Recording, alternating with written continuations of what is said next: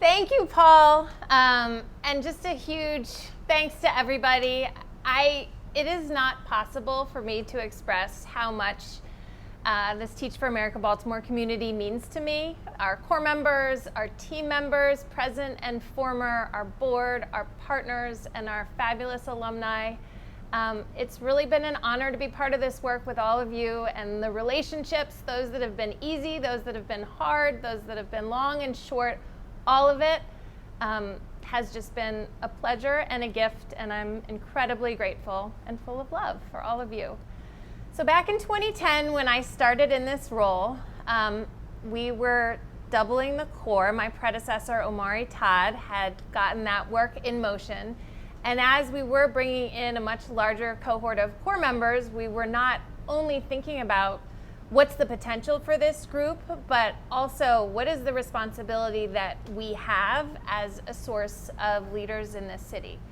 And we knew that our core needed to be much more representative of the students that we serve. And we also knew that how we led in this moment and in the future was so important. And we reflected a lot on the core values that we wanted to embody. And every year, as I would welcome the new core to Baltimore, I would steal a line from a local organization and say, be humble and be hungry. And I felt like that captured so well the way that our network has led over the past 11 years and before. And when I think about what makes me most proud of the work you all are doing, it's certainly the roles that people are playing, which have far exceeded what we ever could have imagined 11 years ago. Hundreds of teachers, including our most recent Maryland State Teacher of the Year, 19 alumni who are serving as principals, leaders in North Avenue, leaders of the union, community organizers and advocates who are fighting for kids in Baltimore and Annapolis, and elected officials who put education at the center of their platforms. But even beyond the leadership in those roles is how you all are leading, and to have teachers who are so centered on students and thinking about what is the system within which our students are operating, to have principals leading not only the highest performing schools in our city, but also schools that are affirming and inclusive to students and families, and to see advocates who have accomplished Kerwin and been a big part of that in the last year, and so many other ways that people are supporting the needs of students and families across this city is really inspiring. You all are showing up in the big moments and also showing up in the small moments, and you make really clear that this is a long game. When I look at those 4 2010 former core members, and I remember that first day so well, to see all of you and many others from your core still in the work in Baltimore at so many different levels, it's just a reminder that progress is not linear. It takes commitment. It is messy. It is imperfect. And yet we have to stay at it and keep going. This past year has been the hardest that we've seen for students and families in Baltimore, certainly for teachers, for our city as a whole. As we've confronted the human toll of the pandemic, which has really highlighted the inequities that we're all here to confront, as well as the centuries of racism and oppression that have been more in the public consciousness over the last year. It has really been a moment where I've had so much admiration for how you all have shown up. You include teachers who were in their very first year teaching virtual, teaching hybrid, and then returning to in-person learning. Your leaders at the district who have ensured that students have access to technology, have access to trauma-informed teaching and learning, have access to food. We've seen the union show up in support of our teachers, and in so many directions and levels, we have just seen this network come together and be a part of the future that we need to see for kids if we're going to see a system that really changes.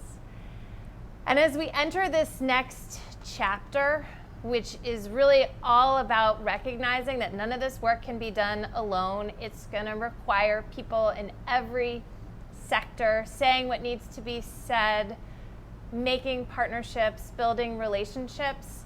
I could not be more excited to introduce Teach for America Baltimore's next executive director, Normandy Ambree. Normandy is someone who I've known since 2009 when she first started in the Corps, and that I've gotten to know a lot better over the last 5 years as she's been on our team. From the very beginning, I was struck by Normandy's absolute commitment that wherever you lead in this work, including in development, it is an opportunity for advocacy and justice. She is someone who gets it done, who believes deeply in the potential of all students, and who cares enormously about the people around her. I am so excited for what this will mean for the future of our organization. For all of you who already know her, I know you join me in being thrilled, and for those of you who don't yet, I can't wait for you to get to know her. And so with that, it is my enormous pleasure to introduce Normandy Ambree, our next Executive Director of Teach for America Baltimore. Thank you, Courtney. I'm very touched by your words, and I really appreciate what you just shared. And of course, I learned so much and got so much from working with you over the years, and I'm excited about what's ahead. I feel like I'm starting on a really great foundation because of all that you've invested, and so I'm really grateful. Thank you. It's so funny to see you in person. Here we are, not across the Zoom. Exactly. Okay, so tell us, who are you? Who is Normandy, our next leader? Okay. So starting at the beginning, I'm originally from Atlanta, grew up on the east side, and I went to Spelman for undergrad. And it was while I was at Spelman that I was really interested in the experiences that students, low-income students, particularly low-income students of color, were having because of my own experience growing up. And so I was doing lots of research in the field of educational psychology to help strengthen recommendations for these students. Being from a low-income family myself, I was afforded really promising educational opportunities. And so I knew pretty early on in my college career that before I enrolled in a doctoral program and went on to become a professor, which is what my own professors were grooming me to do, that I wanted to engage in direct service with the communities I care most about, applied to TFA, and that's what brought me to Baltimore for the first time in 2009. I ended up teaching for a total of 6 years and hopped around the city, taught in several different neighborhoods. So I started at Baltimore Freedom Academy in East Baltimore. I taught at New Era Academy in Cherry Hill, and I also taught at KIPP Ujima in Park Heights. And you know, what's typical, my experiences in the classroom grew my understanding of just the true complex nature of educational inequity, and I realized I wanted to support students and families more holistically. And so I ended up getting married to another TFA Corps member who did the Corps in DC, Marlon Ambree, and we moved to Philadelphia for a few years, and I branched out into roles in community and parent engagement. And it was my last role before I joined staff at TFA was working for a network of charter schools, the KIPP schools in Camden. And it was my job to help establish that network of schools as a community school. So I was training parents as advocates. I was working with different community organizations to offer direct services to students and families. And like you said, I really started to understand philanthropy as a form of advocacy in that role because my role sat on the development and advocacy team. So, you know, it became clear that we were moving back to Baltimore into 2016, really excited about it. That's when I started on staff at TFA as the manager of corporate and foundation relations, became the head of development a few years ago, and really just humbled and overwhelmed with pride and energy and joy as I become the next executive director to continue this really important, inspiring work. So tell us, as you take on that role, what is your vision for the future of Teach for America Baltimore? Well, nationally, Teach for America is putting a stake in the ground behind a student outcome goal for the first time. And I'm really energized by that. And the goal is to double the number of students who are reaching key metrics that predict financial freedom and allow them to co-create a future filled with possibility. And so, we locally have to decide what that means for our work in Baltimore, and we are starting a community listening series to help inform our strategy. We've launched a network committee with lots of dynamic community leaders I'm really excited about. And so, zooming out for a bit and dreaming big with the 10-year goal as the North Star, my vision is that in 10 years, Baltimore is making national news for all the right reasons, because the city would have undergone a major change effort to radically transform outcomes for students. TFA Baltimore led on the education front and partnered with other community stakeholders who are working in community wellness and public safety, economic development to get this done. And so in order to get there, in 3 to 5 years, when people think of TFA Baltimore, they don't think of an institution or a building on Howard Street or even, an organization, a nonprofit. TFA Baltimore is synonymous with an organized network of people. We are diverse, we are everywhere across the education landscape, and we're effective. We get things done. And so in order to do that, we really need to reestablish ourselves as an integral part of the Baltimore community and really reimagine what it looks like to transform education for students by organizing and being community partners. And another thing that I'm excited about is honing in on our what we offer to students and families. Our product, what we produce, is excellent educational leaders that starts with excellent teachers. And so, that is the core of our program. That's not changing. And I am excited to continue to support this really, really incredible work to get to that North Star 10-year student outcomes goal in partnership with so many others it's gonna take to make it happen. I love that. Yeah, thanks. Okay, so we are gonna do something a little fun. We're going to do a quick rapid round here where I'm going to ask a couple questions just so that we can get to know you better. Okay. Okay, so what book are you reading right now? I'm reading Cast by Isabel Wilkerson and The Gilded Ones by Namina Forna. She's my Spelman sister, 2009. Nice. An organization that you would like to shout out? I Am Mentality is run by Darren Rogers.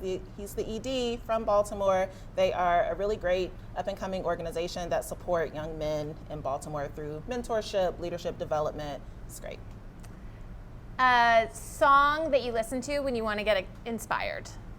Anything by Beyonce. Okay. Same.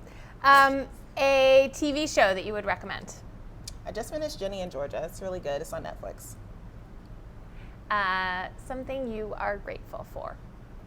So I have, of course, my family, and especially my daughter, Amara. She was born during the pandemic last year, and she has just been a joy. I really can't imagine how this year would have been bearable without just the light that she brings to my life. She is so cute. Thank you. Thank you. Thanks you. for engaging with me on that. Okay, so with that, it is my honor to officially hand over the executive director role. Congratulations again. Thank You're you. on. Okay. Well, I want to start by taking a moment to officially welcome the 2021 core, the 30th TFA cohort to teach in this city. And over the last 3 decades, thousands of TFA educators have reached hundreds of thousands of children in Baltimore. Each new group brings a fresh perspective, diversity of background and experiences, and something special to offer. You are the first core in our region's history who will be completing summer training in Baltimore City schools. After years of learning and refining our admissions model, you were chosen to join this work because at the root of your drive to improve educational opportunities is a deep understanding of and passion for achieving racial equity. And while so much has changed since the first core in 1992, some things are unfortunately the same. In a year like no other, amid the backdrop of a pandemic that has disproportionately harmed Black and Brown communities, several of my own family members included, unfortunately, I am humbled and honored by your courage and conviction to serve at this time. We need you, and we're glad you're here. and we will do what it takes to help you live into your fullest potential to become skilled, effective, anti-racist educators who help students achieve and challenge the status quo. As you've seen tonight, you're joining a network of 1,300 who've been exactly where you are. We are in this together. Some of you are Baltimore born and bred and are giving back to the communities that birthed you. Most of you are not from Baltimore and will be moving here in a few short weeks to start this lifetime commitment.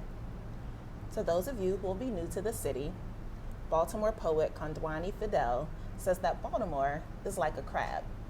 If you've never eaten a crab before, you won't know how by just looking at it. You have to sit at the table, listen to what people tell you, and follow. Once you crack it open, you discover all of the great things it has to offer. This brilliant metaphor could not have resonated more with me when I first heard it, because 12 years ago, I found myself exactly where you are, preparing to enter into a classroom for the very first time, not fully aware of the incredible responsibility I was assuming. And I soon found out just how true those words were. You have to sit at the table and listen. I implore you to approach this work with humility, curiosity, and respect for your students and the broader community. You have so much to learn, and your students will be the first to teach you. As their teacher, recognize the brilliance, uniqueness, and strength in each of them. It's your job to educate the whole child. This can't be done without establishing authentic connections and understanding who they are as people, what motivates them, their fears, and their aspirations for what the future can hold. Truly utilize their family members and other community stakeholders as partners driving towards the same goals.